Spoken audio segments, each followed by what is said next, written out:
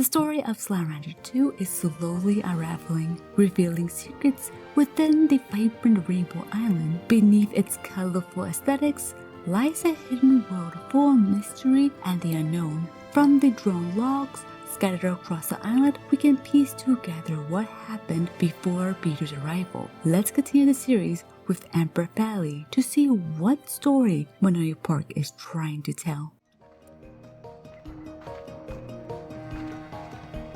I know I'm on a mission here, but that hasn't changed anything about these geysers. They're still fun as heck. I think I can afford a few minutes for a splash like the old days.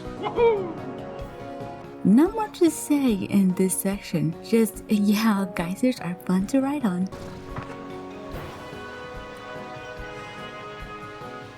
The first time I was here, I turned this entire ruined complex into a beautiful garden. I'd never know the original purpose of this place, but I thought its creators might be happy knowing that far into the future, someone was making sure it still had purpose. There's no time for that now, but I'm going to at least plant some of my favorite flowers right here, and hope that in time they'll flourish and cover these ruins once more. Maybe if I ever make it back home, I can see it myself. Hey you, wherever you are out there. This message is for whoever built this place. I don't know why you built it or what happened to you, but I just want to let you know that I'm going to plant some stuff here to make it look nicer. I know I'm new here, so I don't mean to overstep, but if I do this, maybe some bees will stop by and this place will become an important part of the ecosystem. I hope that's okay with you. And this is sweet. When it comes to ancient artifacts, it's important to leave it alone. However, the stranger seems to go out and beyond to get the area some life. So far, in-game it looks lovely. I wonder how long it took for the flowers to grow. When I left the ranch, when I left my home, I thought that somehow I would prove myself. That I would prove to my parents that my choice was the right one and they would forgive me for not continuing their legacy. But that's not how it worked out. And before I started my journey, I heard that they had sold the ranch and I just couldn't face them. So I left again without seeing them. I regret that choice every day. I wish I could have said goodbye. I think I've mostly tried to not think about leaving home. This island has so much to distract me. So much of it that's mine to study. But then I look out to the sea and see the sunrise, and I know that they're seeing the sunrise like that too, and all of a sudden they're here with me. I hope they're okay, and I hope that someday they'll say they're proud of me.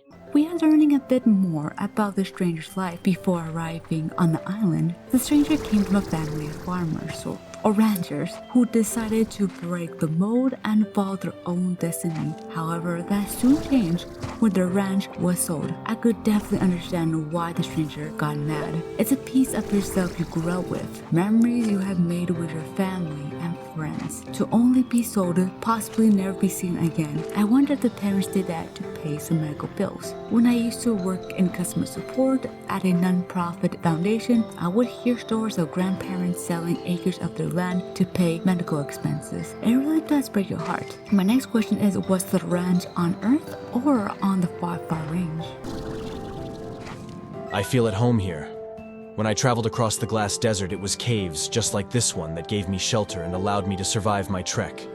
Just feeling walls around me and solid ground beneath my feet gave me all the security I needed to close my eyes and make it through another night. But I can do without some of it. Like if I ever even smell roasted cactus again, I'm pretty sure I'd barf. Caves like this have always kind of creeped me out. The stone walls and the darkness, they made me feel trapped.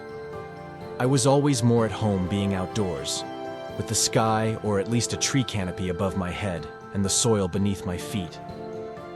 I suppose those feelings are the same ones that brought me here in the first place. This is very interesting. When the stranger traveled to the glass desert, how did they get there? Through teleporter or another form of transportation? I never managed to conclude if the prisma waves caused all this lava to erupt to the surface, but I believe it did. The rainbow grass and iridescent rocks, all lovely to see, and the ecosystem seems to coexist with it to some degree. But this lava, this is the breaking point. My guess is it started like it always does. It creeps up a few degrees over the years and you hardly notice, and then one day you realize you're cooking. Ugh, I wish I had a dog to pet right now.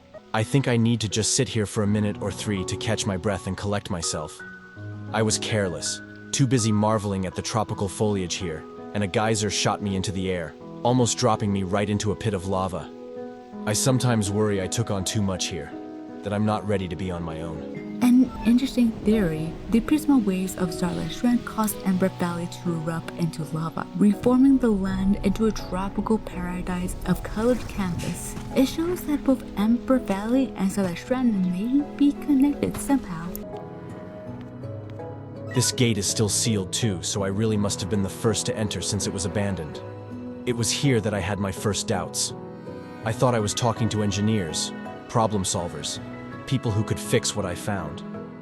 But once we left the labyrinth and met up here, I saw they were smiling. They were excited at the sight of opportunity. The company had sent their money people, not engineers. I don't think they had even considered stabilization. It wasn't long before it all collapsed. And here we are, back at Ember Valley. The labyrinth must wrap around most of the island. Geez, how long was I even in there? Next time I'm definitely bringing lunch. And an extra fork. In any case, I need to rest up and head right back in there. This is starting to feel like a truly amazing scientific and historical discovery. I need to make some calls. We get some extra detail of the Grey Labyrinth. Well, kind of. Sounds like the stranger brought some people who they thought were some engineers who can fix the breach. However, to only find out these people were just seeing dollar signs resulting in some sort of collapse. How big of an impact the collapse caused? Whatever it was, it sounded like it was a way for the stranger to enter the labyrinth. A labyrinth so big that wraps around the island.